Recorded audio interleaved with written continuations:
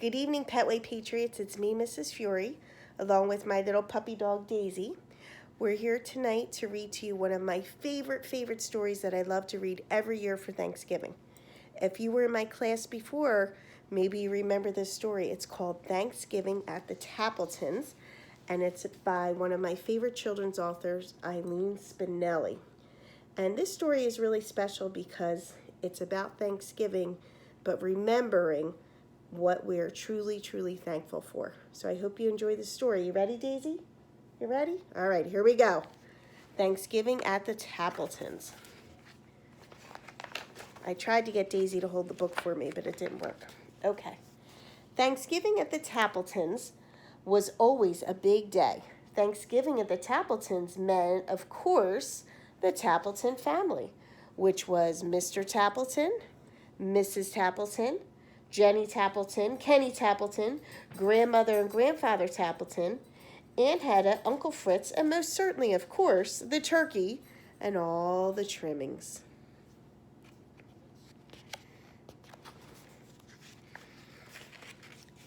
It was still dark outside when Mrs. Tappleton lit the oven and took the big turkey out of the refrigerator.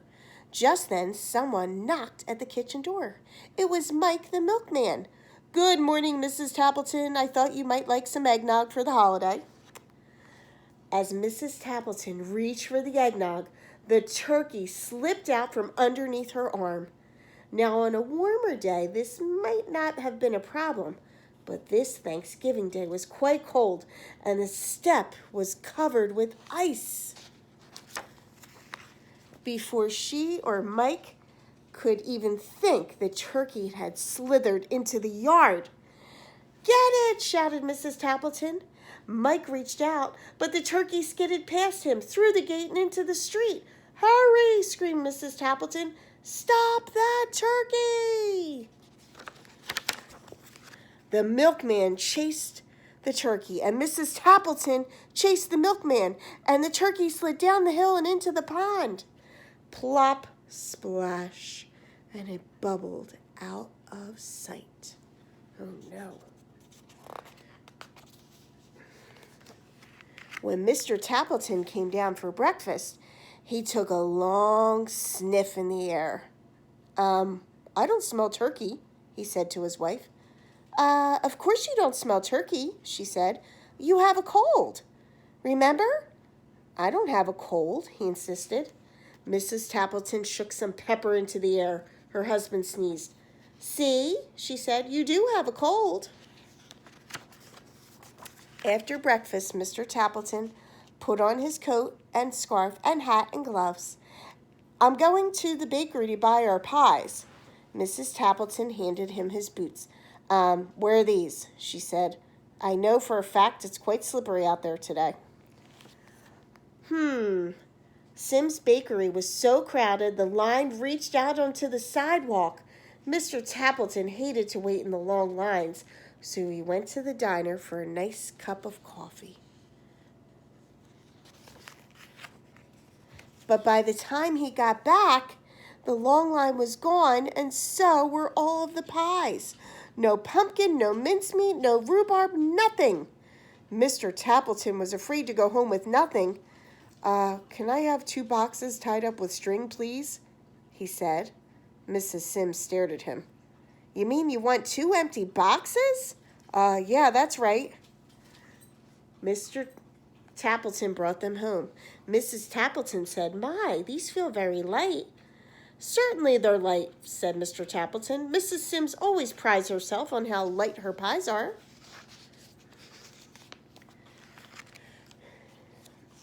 Mrs. Tappleton set the table. She called on her son. "Kenny, you can make the salad now. There's lettuce in the crisper and carrots and radishes too." Kenny's face grew pale. Just yesterday, he had emptied the crisper and fed all the vegetables to the rabbits in Mr. Butterworth's class. How could he tell his mother? He couldn't.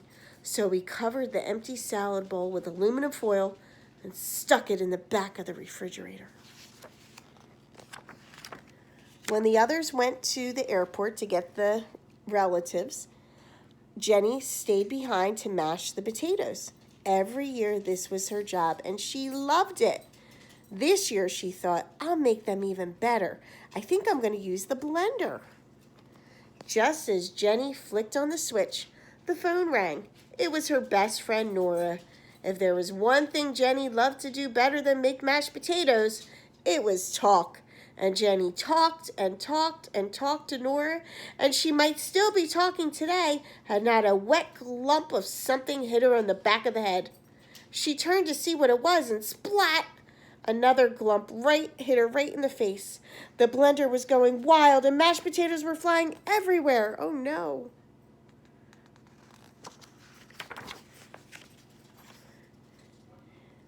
Without even hanging up or saying goodbye to Nora, Jenny hung up the phone, scrubbed her face, and wiped the mashed potatoes from nearly everything in the kitchens. She finished just as the others came home. Uncle Fritz patted his stomach. I'm hungry, he said. Grandfather Tappleton laughed. I'm as hungry as an elephant. Everyone sat down at the table. It was the Tappleton tradition for the grandmother to say the Thanksgiving grace. As soon as the turkey's ready, she smiled. I'm as hungry as two elephants, said Grandfather. Mr. Tappleton went to the oven. I'll get the turkey now. He opened the oven door.